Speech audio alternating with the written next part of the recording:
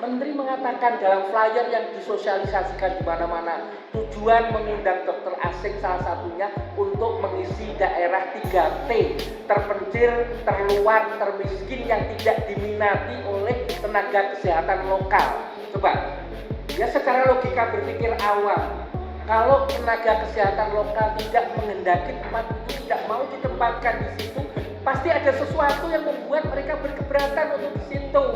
Keamanannya, kesejahteraannya, pendidikan anak-anaknya dan sebagainya. Sehingga aneh kalau orang Indonesia nggak mau, kok orang asing mau. Nah, kesehatan itu bagian dari ketahanan nasional. Kita harus berpikir ke sana. Ya, jangan sampai kita korbankan ketahanan nasional kita dengan undang-undang ini.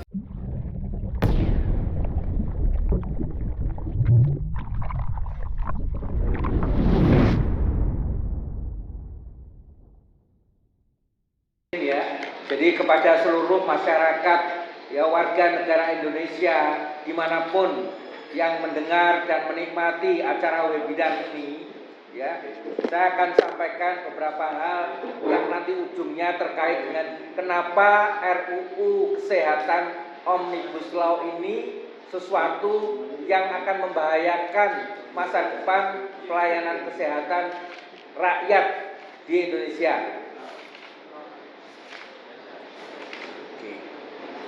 Jadi saya akan mengawali ya, karena nanti ada para pembicara yang lain membahas tentang ini, tentang kebebasan berpendapat terkait penyusunan dan pembahasan rencana Undang-Undang Kesehatan Omnibus Law. Ya, saya tuliskan di bawah nama saya ya, sebagaimana tadi disampaikan oleh Bapak Nur Salim, bahwa biasanya saya pasang di situ tulisan saya guru besar Fakultas Kedokteran Undip. Tapi kali ini saya tulis korban pembungkaman dan kesewenang-wenangan Menteri Kesehatan. Ya, saya rasa itu lebih pas. Ya. Jadi pertama kalau kita lihat terkait tadi yang diulas panjang lebar oleh Bapak Marwan ya pada pembukaan, bahwa ada saling lempar tanggung jawab. Draft RUU ini tidak satupun kelompok yang mengakui menyusun draft ini. Tidak mungkin ini dari hantu yang menurunkan ini tiba-tiba ke DPR atau ke Kementerian Kesehatan.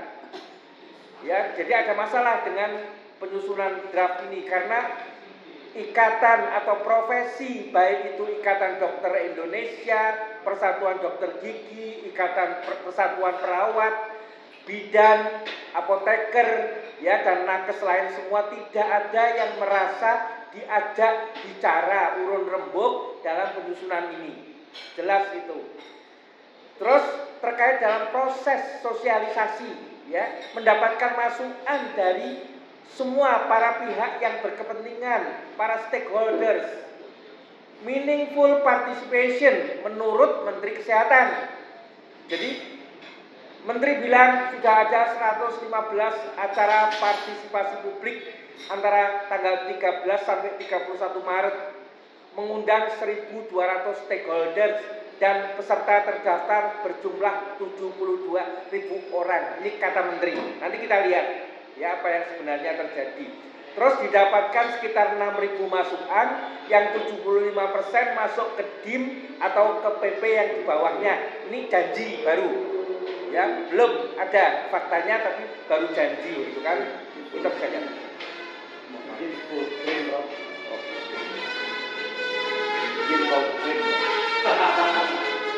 Nah, dari sisi organisasi profesi, ya ada pesan jelas disampaikan oleh Ketua ID, ya Ketua Umum Dr. Adib, dan dari PPNI yang diwakili oleh Bapak Marianto. Ya, ini tertulis di banyak media bahwa partisipasi publik yang digelar itu abal-abal, tidak menyerap aspirasi pelaku pelayanan kesehatan dan mengejar target waktu yang seolah-olah ini sudah melibatkan publik. Kita lihat seperti apa yang terjadi. Jadi ada kegiatan namanya kegiatan FGD, ya, focus group discussion, dari semua rumah sakit vertikal dan seluruh BLU di bawah Kementerian Kesehatan itu dilibatkan. Tadi yang dihitung jumlahnya ada sekian ratus kali, sekian ribu peserta dan sebagainya. Ya, ini ada contoh. yang dilakukan baik di Rumah Sakit Dr. Karyadi di Semarang satu, dan satunya lagi di RSUP Cipto Mangunkusumo. Ya. Kita bisa lihat ya bahwa pembicaranya itu semua adalah dari satu sisi. Pertama itu. Yang kedua, kita lihat pada saat yang sama,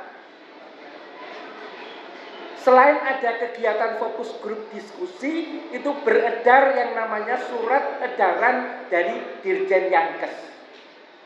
Ya, mungkin banyak masyarakat yang sudah pernah membaca edaran ini. Ini bukan bohong-bohongan, ini nyata.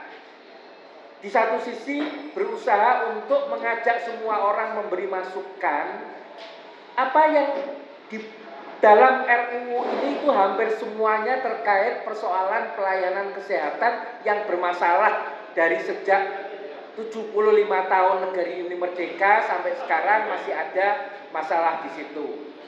Jadi yang paling tahu persoalan terkait pelayanan kesehatan tentulah mereka yang ada di jajaran Kementerian Kesehatan di Dirjen Layanan Kesehatan.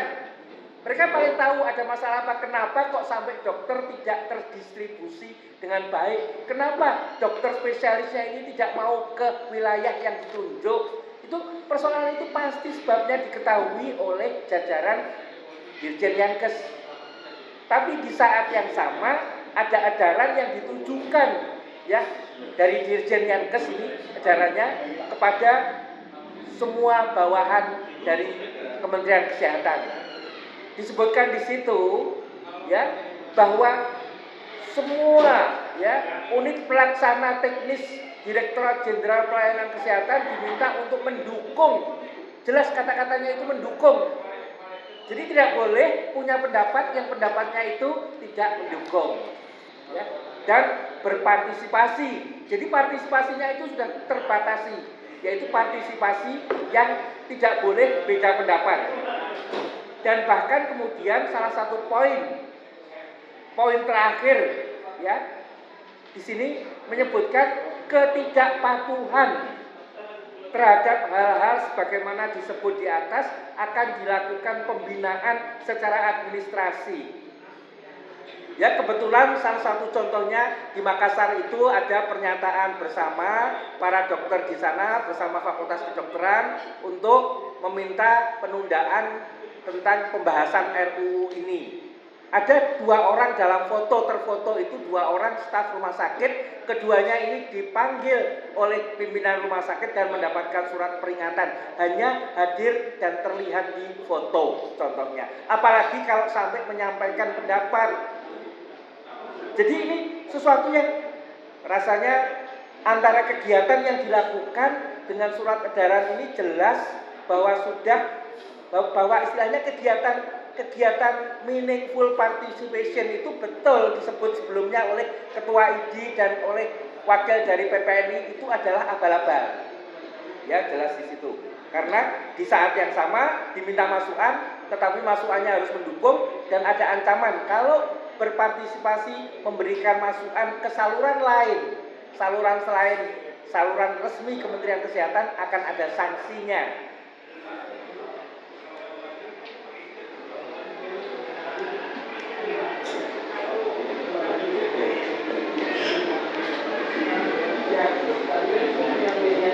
Oke, ya. Jadi berikutnya adalah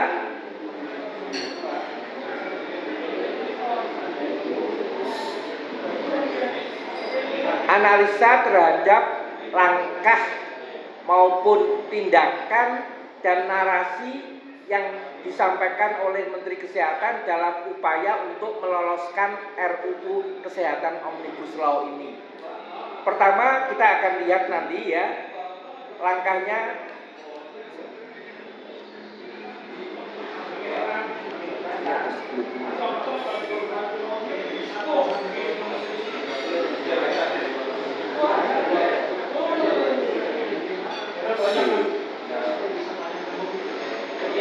Jadi sebelum slide yang tadi itu, jadi kronologi apa yang terjadi pada diri saya yang tadi sudah disampaikan oleh Bapak Nur Salim juga disinggung. Jadi kegiatan saya adalah membuat tulisan narasi terkait apa saja yang tidak benar yang ada dalam RUU itu, dan satu lagi adalah terkait narasi yang disampaikan oleh Menteri Kesehatan ya di forum publik ya melalui banyak media sosial dan juga di forum rapat dengar pendapat DPR. Yang pertama adalah narasi Menteri Kesehatan yang menghadapkan antara dokter dan perawat. Ya, Menteri mengatakan bahwa dokter itu di Indonesia menganggap perawat itu kastanya jauh di bawah dokter. Ya, ada perbedaan kasta. Lebih rendah, seperti seolah dalam tanda petik pembantu rumah tangga. Jadi saya merasa tersinggung nurani kemanusiaan saya karena saya yang 35-40 tahun bekerja di rumah sakit tidak pernah sekalipun sedetik pun punya pikiran itu. Kebetulan menteri ini bukan dokter.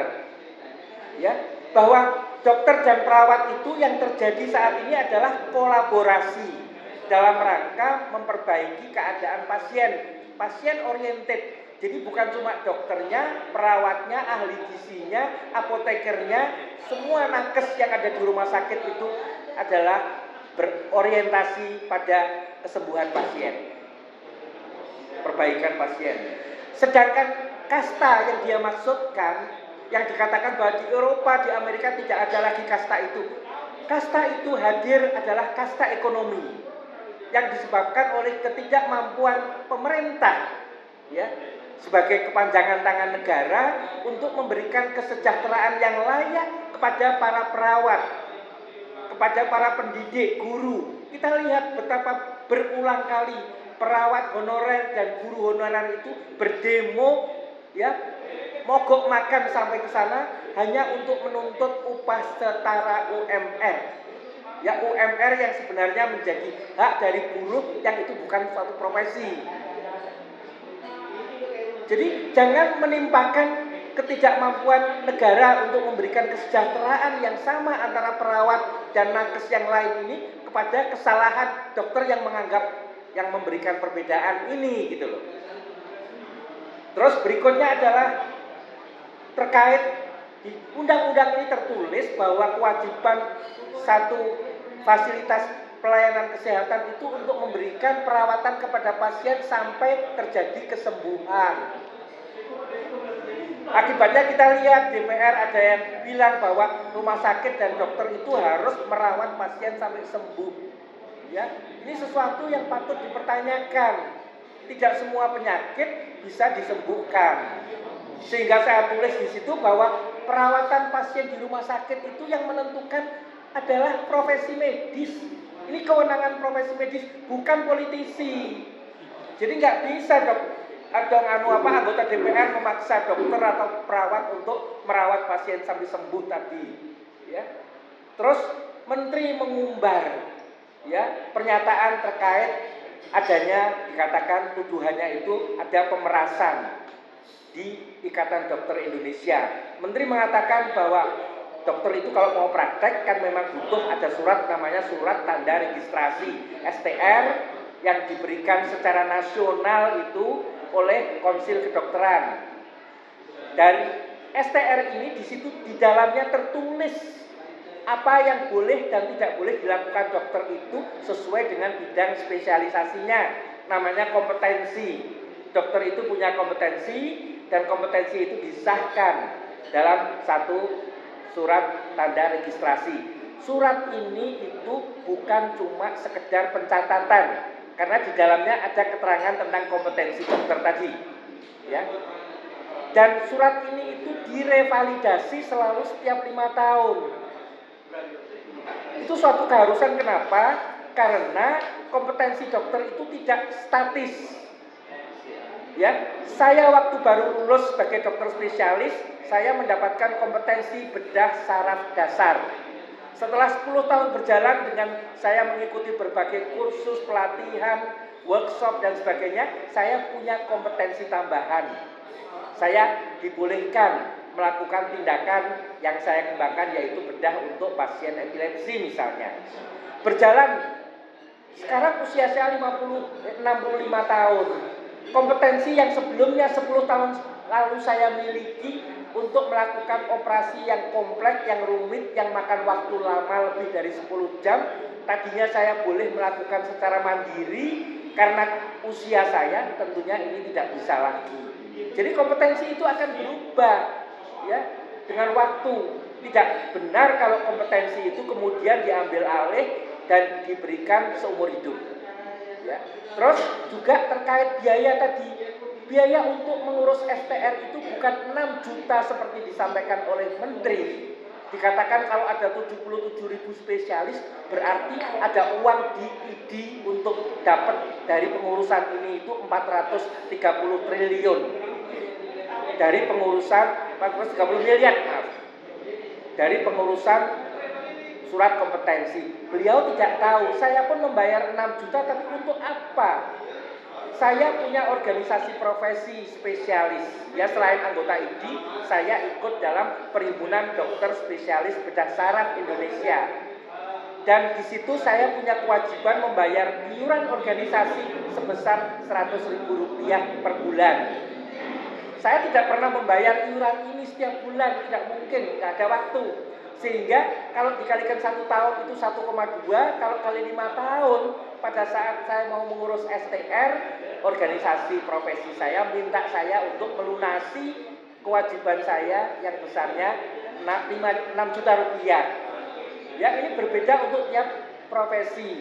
Untuk dokter umum itu sekitar 30.000, dokter gigi juga 30.000. Ya, sampai DPR-nya ikut turun minta supaya ID buat laporan pertanggungjawaban kegunaan uang. Ini intern organisasi kok.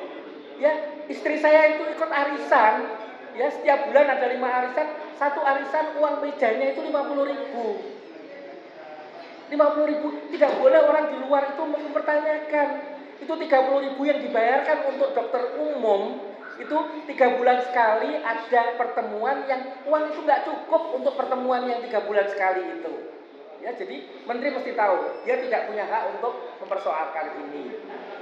Saya rasa terus yang membuat saya dipanggil direktur, dikatakan menteri itu tersinggung. Kenapa? Saya tulis terkait pentingnya menjaga etika profesi kedokteran. Etika profesi itu sesuatu yang tidak mungkin dikenali oleh masyarakat umum. Ya, saya ceritakan ada seorang pasien, ya, kecelakaan lalu lintas, kemudian menjalani suatu tindakan operasi otak. Ya, setelah saya pelajari kasusnya, ternyata itu kasus yang sebenarnya itu cedera ringan yang tidak perlu dioperasi. Tidak usah dioperasi pun akan sembuh sendiri. Tetapi sudah dilakukan operasi oleh dokternya dan pasien berterima kasih kepada dokternya karena sudah memberikan pertolongan yang tepat. Pasien tidak tahu bahwa itu tidak dioperasi pun akan sembuh. Pasien juga tidak dirugikan secara finansial. Kenapa? Yang membayar BPJS, yang membayar asuransi.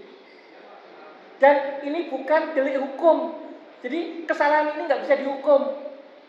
Tapi perbuatan seperti ini, perbuatan dokter yang tidak etis dan tidak profesional itu terjadi di hampir semua bidang spesialisasi.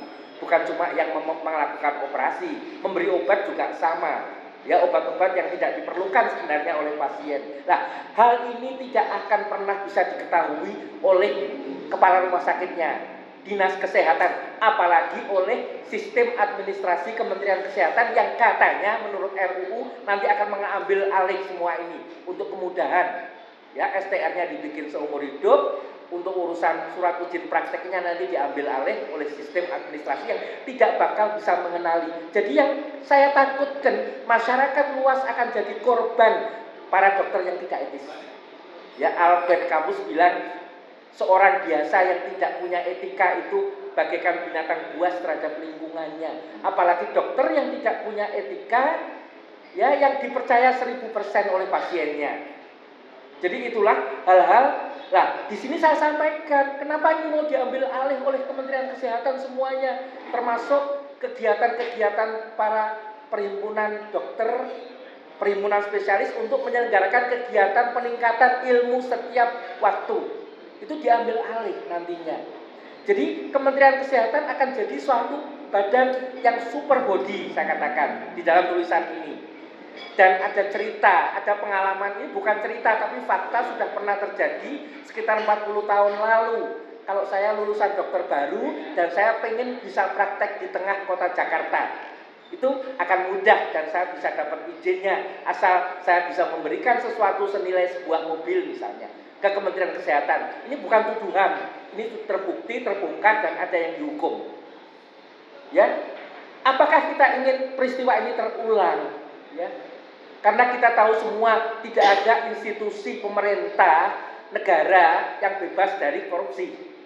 Ya, dan ya, jadi itu tadi saya katakan bahwa Kementerian Kesehatan, kalau yang namanya power tend to corrupt, Kementerian Kesehatan berpotensi untuk corrupt absolutely, saya katakan. Sehingga ini yang dikatakan menyinggung dan saya dipanggil. Terus saya bicara lebih jauh tentang pendidikan dokter. Saat ini memang semua berjalan, dikendalikan dan dipimpin, dikoordinasikan oleh universitas. Kapasitas untuk mendidiknya terbatas. Ya, bagaimana cara memperluas ini bisa kita bicarakan.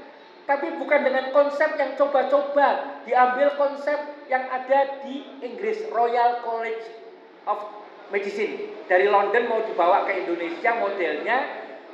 Ya, dikatakan Inggris bisa menghasilkan 15.000 dokter spesialis per tahun, kita kok cuma 2.500. Kenapa terlalu oversimplifikasi, menyederhanakan masalah? Infrastruktur kesehatannya itu beda sekali, masyarakatnya beda. Ya, di Inggris dewasa terdidiknya 52%. Di Indonesia angka dari Kementerian Kesehatan 20% dewasa terdidik. Dan satu lagi yang harus jadi pikirannya Menteri Kesehatan, 1 dari 3 anak Indonesia itu stunting. Ya, dia gagal tumbuh, otaknya juga gagal tumbuh, mau jadi dokter. Ini tanggung jawab Kementerian Kesehatan, bukan tanggung jawab ID atau organisasi profesi kesehatan lain tentang stunting ini. Ya, saya rasa itu soal pendidikan. Jadi yang dihasilkan nanti dengan model yang akan dicoba Menteri Kesehatan, yang kita takutkan adalah bukan dokter spesialis, tapi tukang operasi. Karena model pendidikannya, kalau dititipin ada dokter spesialis di daerah, dititipin dokter umum, nanti 3-4 tahun ikut magang, nanti lulus jadi spesialis. Jadi ini anak lulusan SD disuruh ngajar SD. Jadi itu modelnya, ya. Saya rasa patut dipikirkan masalah ini, baik-baik demi masa depan bangsa ini, masa depan pelayanan kesehatan. Terus terkait dokter asing, ini ya bagian terakhir. Menteri mengatakan dalam flyer yang disosialisasikan di mana-mana, tujuan mengundang dokter asing salah satunya untuk mengisi daerah 3T, terpencil, terluar, termiskin yang tidak diminati oleh tenaga kesehatan lokal. Coba, ya secara logika berpikir awam, kalau tenaga kesehatan lokal tidak menghendaki tempat itu, tidak mau ditempatkan di situ, pasti ada sesuatu yang membuat mereka berkeberatan untuk di situ. Keamanannya, kesejahteraannya, pendidikan anak-anaknya dan sebagainya. Sehingga aneh kalau orang Indonesia nggak mau, kok orang asing mau. Nah, kesehatan itu bagian dari ketahanan nasional. Kita harus berpikir ke sana. Ya, jangan sampai kita korbankan ketahanan nasional kita dengan undang-undang ini. Ya, dan kalau ditilik ke dalam RUU pasal-pasalnya, di situ ada penjelasan yang aneh bahwa yang dimaksud daerah yang tidak diminati itu bukan daerah tertinggal, bukan termiskin, bukan terluar tadi. Padahal flyernya Menteri Kesehatan. Jadi saya bisa bilang flyer yang dibuat Kementerian Kesehatan itu hoax. Ya, karena tidak ada dalam tertulis di RUU-nya mengenai terkait daerah 3T tadi untuk orang asing. Ya, saya rasa itu, sehingga kesimpulan di sini,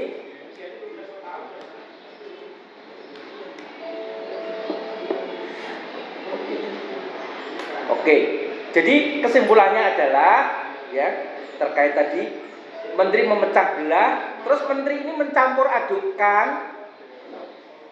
antara program perbaikan layanan kesehatan yang dia sebut berulang kali, selalu klise diulang-ulang 6 pilar transformasi kesehatan.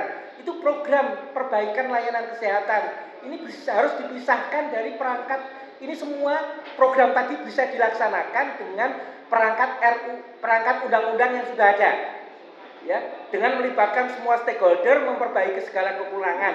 Jadi bukan destroy and build. Ya, jadi layanan kesehatan adalah public goods. Sekali lagi, layanan kesehatan adalah public goods yang harus diproteksi, bukan objek perdagangan atau produk industri yang bisa ditawarkan kepada pemilik modal, ya, atau kata Bang Marwan tadi oligarki. Jadi kalau ada 11.000 dokter dan nakes turun ke jalan, pasti ada sesuatu yang genting, membahayakan, bukan membahayakan dokter, membahayakan rakyat Indonesia, kepentingan rakyat terkait layanan kesehatan untuk rakyat.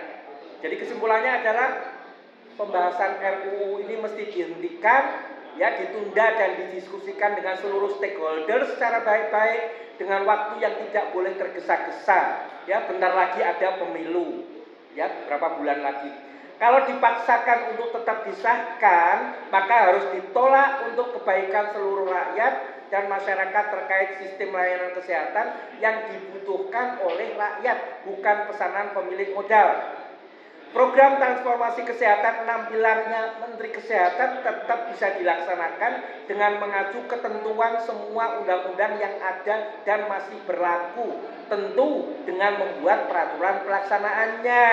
Ya, karena kewajiban negara Kementerian Kesehatan untuk memberikan insentif gaji kepada peserta didik spesialis itu sudah tertulis dalam UU Dikdok 10 tahun lalu, UU 29 2013, sampai sekarang tidak pernah dilaksanakan.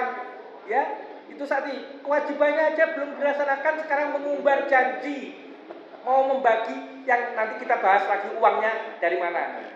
Berikutnya, terima kasih semuanya, semoga bermanfaat. Assalamualaikum warahmatullahi wabarakatuh.